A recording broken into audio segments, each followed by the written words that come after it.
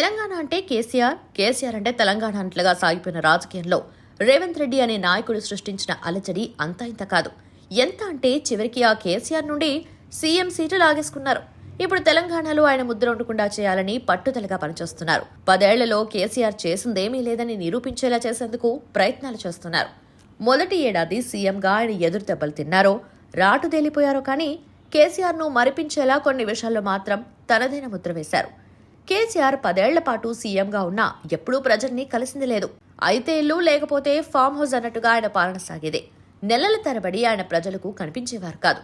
గడీలాగా కట్టుకున్న ఇంటి దరిదాపుల్లోకి సామాన్యుడు వెళ్లలేకపోయేవాడు.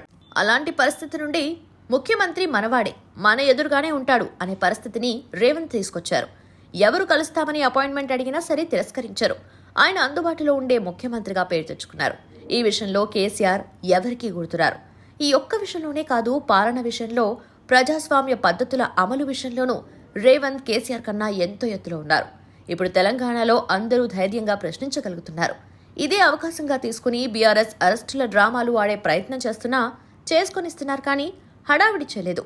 10 ఏళ్ల పాటు విపక్షాలు తెలంగాణలో రోడ్ల మీదకు రాలేని పరిస్థితి ఉండేది. ఇప్పటికీ ఏడాది మాత్రమే అయిందే. మరో 4 ఏళ్లుందే. రేవంత్ రెడ్డి కేసీఆర్ గుర్తుల్ని చెరిపివేయడానికి ఇంకా ఎంతో దూరం ప్రయాణించాల్సి ఉంది. మొదటి ఏడాది ఆ దిశగా గట్టి పునాది వేసుకున్నారని అనుకోవచ్చు.